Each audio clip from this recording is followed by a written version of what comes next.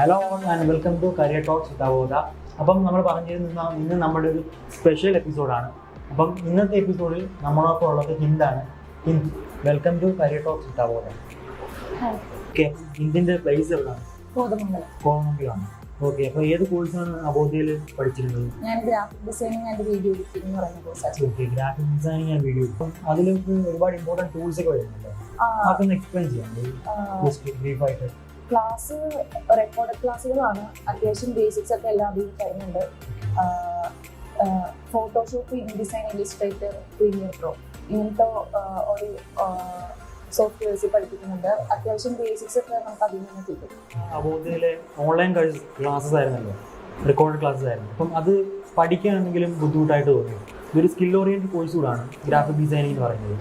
അപ്പം എന്തെങ്കിലും ബുദ്ധിമുട്ട് തോന്നിയിരുന്നു? ബുദ്ധിമുട്ടൊന്നും തോന്നില്ല, കാരണം റെക്കോർഡ് ക്ലാസ്സുകളാണ്. നമുക്ക് എപ്പോൾ വേണമെങ്കിലും എടുത്ത് നോക്കാം. നമുക്ക് ഡൗട്ട് ഉണ്ടെങ്കിൽ പിന്നെ ഒന്ന് എടുത്ത് നോക്കാം. അല്ലെങ്കിൽ ഡൗട്ട് ക്ലിയറൻസ് സെക്ഷൻ എന്ന് പറഞ്ഞ ഒരു സെക്ഷൻ ഉണ്ട്, അതിനകത്ത് കയറിയിട്ടാണെങ്കിലും ഡൗട്ട് ക്ലിയർ ചെയ്യും. ലൈവ് സെഷൻസ് ഒക്കെ അറ്റൻഡ് ചെയ്യാറുണ്ടായിരുന്നു? ഇടയ്ക്ക്. അപ്പോൾ ഈ കമ്പനിയിൽ ഇപ്പോൾ ഇന്റേൺഷിപ്പ് അല്ലേ? ഇന്റേൺഷിപ്പ് അപ്പം ജാപ്പ് ഒക്കെ അറ്റൻഡ് ചെയ്യാറുണ്ടായിരുന്നു? ഓ, ഉണ്ടായിരുന്നു. ഓക്കെ, എത്ര തവണ അറ്റൻഡ് ചെയ്തായിരുന്നു ജാപ്പ്? ഞാൻ 3-4 തവണ അറ്റൻഡ് ചെയ്തു. അതിപ്പോൾ അവരോരോ കമ്പനി ID തന്നു. അതൊന്നുകിൽ എൻ്റെ ടൈം ഇഷ്യൂസ് മൂലം എനിക്ക് കയറാൻ പറ്റിയില്ല, അല്ലെങ്കിൽ സീറ്റ് ഫില്ലായിപ്പോയി, അങ്ങനെയൊക്കെ വന്ന പ്രശ്നങ്ങളേ ഉള്ളൂ.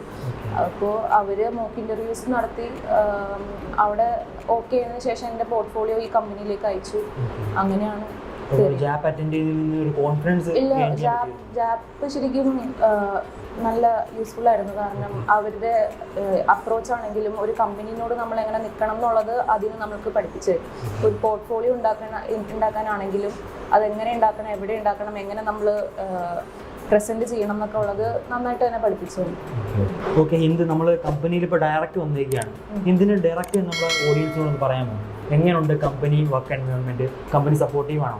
കമ്പനി ഭയങ്കര സപ്പോർട്ടീവ് ആണ്. ഞാനിപ്പോൾ അത്യാവശ്യം ബേസിക്സ് മാത്രം അറിഞ്ഞിട്ടാണ് അവോദയിൽ നിന്ന് വന്നത്. അതായത് അറിയേണ്ട ബേസിക്സ് എല്ലാം നമുക്ക് അതിൽ നിന്ന് കിട്ടും. പിന്നെ ഒരു വർക്കിംഗ് എൻവയോൺമെന്റിലോട്ട് കയറിയപ്പോൾ എനിക്ക് പക്ക ഭയങ്കര യൂസ്ഫുൾ ആയിരുന്നു. എല്ലാം നല്ല സ്പേസും കിട്ടുന്ന ഒരു ഇടായിരുന്നു ഈ കമ്പനി. ഓക്കെ, അപ്പോൾ അവോദയിൽ പഠിച്ചതെല്ലാം ഇംപ്ലിമെന്റ് ചെയ്യാൻ കമ്പനി നല്ലോണം സഹായിച്ചിരുന്നു. ഇവിടെ നിന്നും എനിക്ക് ഒരുപാട് കാര്യങ്ങൾ പഠിക്കാൻ പറ്റി. അവോദയിലേക്ക് വരുന്ന ന്യൂ കമേഴ്സിനോട് എന്താണ് പറയാനുള്ളത്? അവർക്ക് അവോദ റെക്കമെൻഡ് ചെയ്യുന്നുണ്ടോ?